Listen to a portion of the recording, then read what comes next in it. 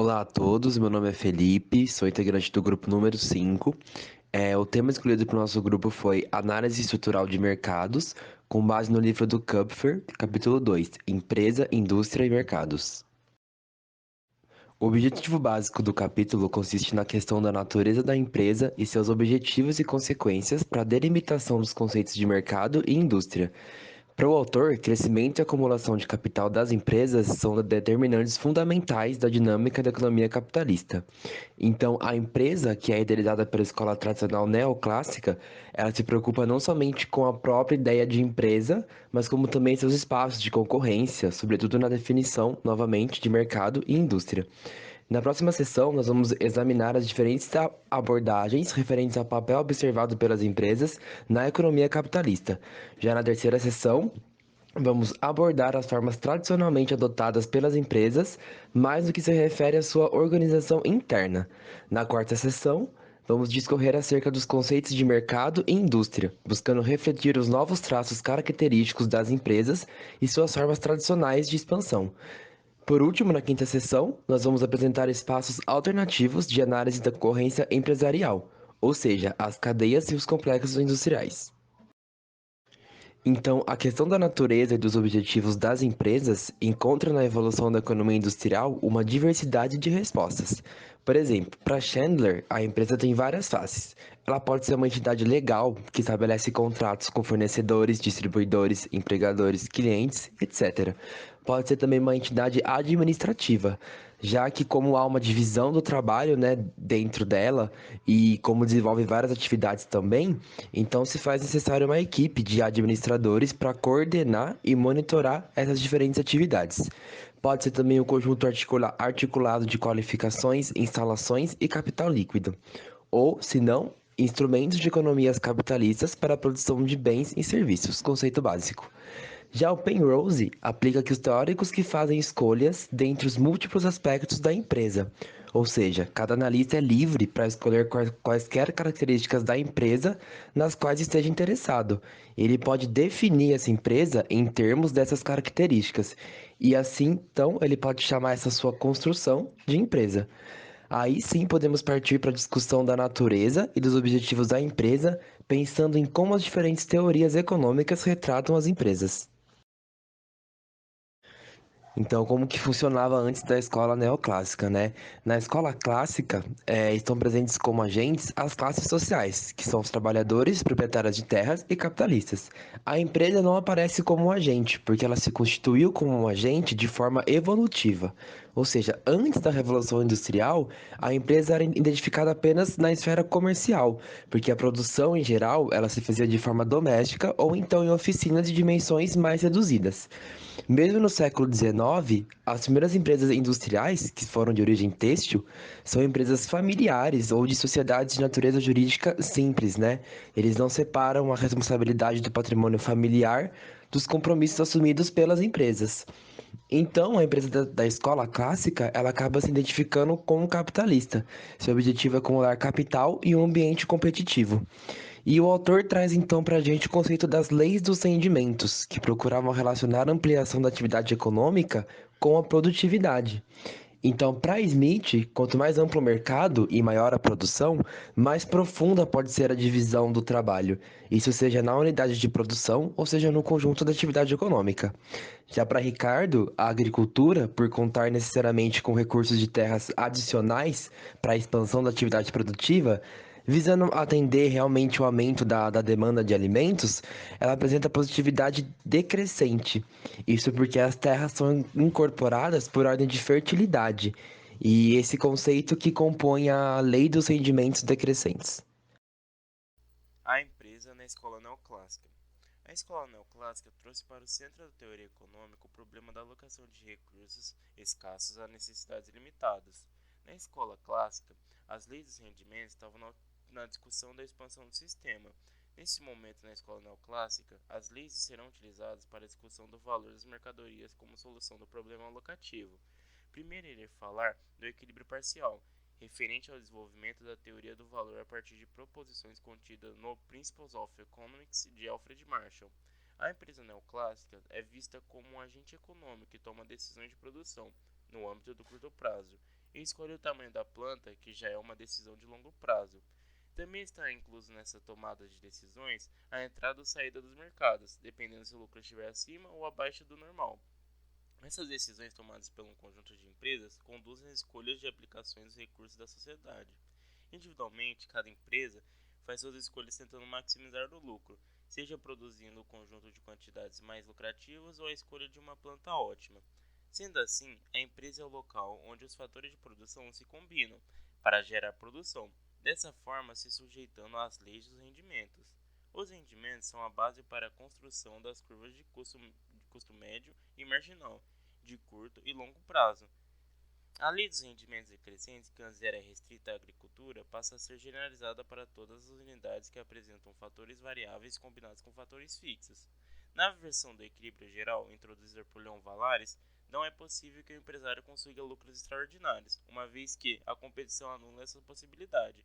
Mercados que apresentam lucro extraordinário serão povoados por mais empresas, fazendo o lucro diminuir até o normal.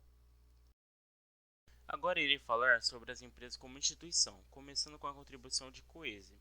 De acordo com Ronald Coese, a empresa é vista como um arranjo institucional que substitui a contratação renovada de fatores no mercado por uma outra forma de contratação, representada por um vínculo duradouro entre fatores de produção.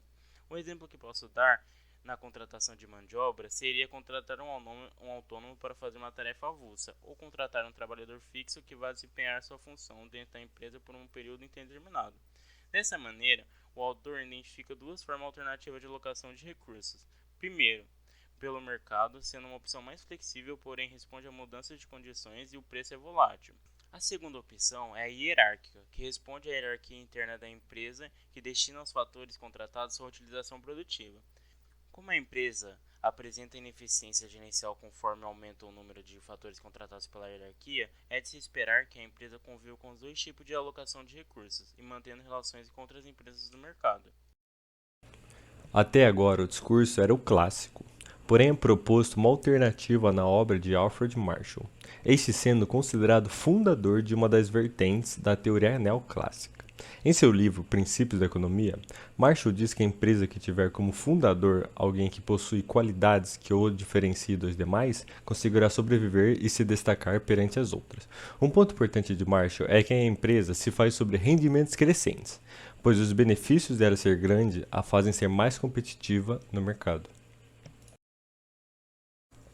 As empresas só tiveram a capacidade de se tornarem de fato grandes empresas quando fizeram a contratação do que foi chamado de gerente profissional, pois anterior a isto a empresa era administrada no âmbito familiar, e as consequências disso era uma administração não afetiva por parte dos descendentes do fundador. A implicação deste gerente é algo notável. Penrose diz que a busca dos gerentes de serem prestigiados os faz não somente buscar o lucro, mas, por exemplo, a busca por uma parcela maior do mercado, e para ela isso ajudaria a consolidar a empresa perante as outras. Para representar essa visão neo-schutteriana de empresa, iremos analisar a linha de pensamento de dois economistas da corrente, sendo eles Richard Nelson e Sidney Winter. A forma organizacional que a empresa possui de rotinas cristalizadas estão relacionadas pelas suas experiências adquiridas ao longo do tempo, e sendo assim possuem duas funções, que é coordenar as atividades internas dos membros e encerrar o conhecimento da organização.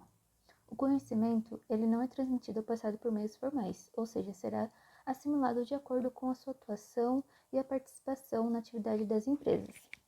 Então, essa transmissão e análise das informações será adquirida no ambiente externo e concretizada no ambiente interno. Contudo, o comportamento das empresas não é considerado imutáveis. Com a ocorrência de algum problema na rotina, há a possibilidade da alteração da mesma, com a introdução de inovação, pois isso possibilita o desenvolvimento de novas rotinas ou até mesmo a adaptação das anteriores.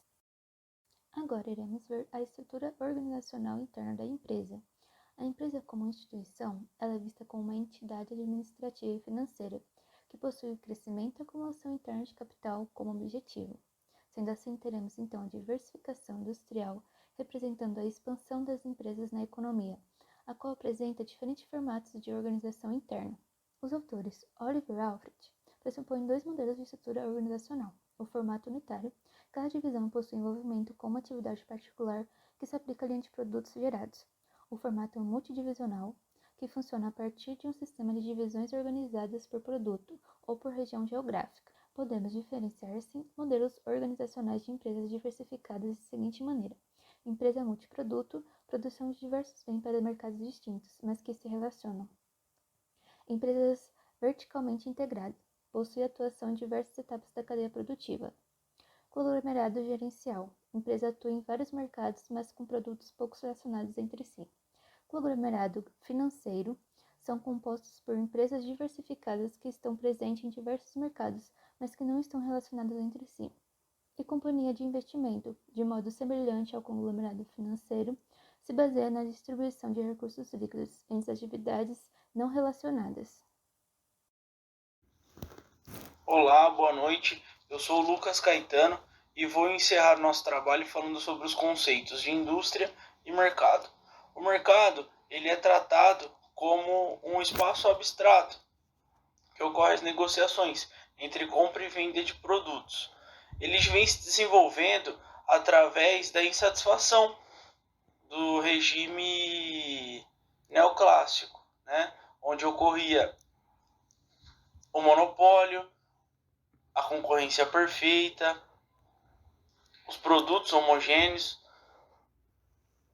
Nesse modelo neoclássico, os produtos eram muito bem definidos, né? E ao contrário disso, com o desenvolvimento do mercado, ele trouxe produtos heterogêneos, né? Produtos substitutos.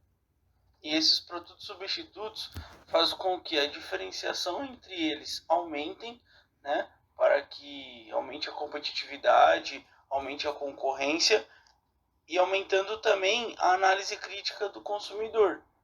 Quem tem a maior diferenciação, né, acaba conquistando o comprador. Já as indústrias, elas são um grupo de empresas que concorrem no mesmo mercado com os mesmos produtos, como várias empresas fazendo o mesmo produto, buscando um objetivo comum, que é o consumidor, para que alcance a maximização das vendas e a maximização do lucro. Outro ponto importante que o texto nos traz são os complexos industriais e as cadeias produtivas, conforme ao desenvolvimento do mercado, necessitando de produtos novos, né, melhores, a maneira de se produzir também vem se desenvolvendo. A cadeia produtiva basicamente é um grupo de etapas, né, que o produto chega a se transformar até o seu, né, objetivo final. Conforme as cadeias produtivas vão se estabelecendo e se desenvolvendo, a divisão do trabalho ela aparece com mais frequência, né, devido à interdependência das suas etapas para a fabricação dos seus produtos.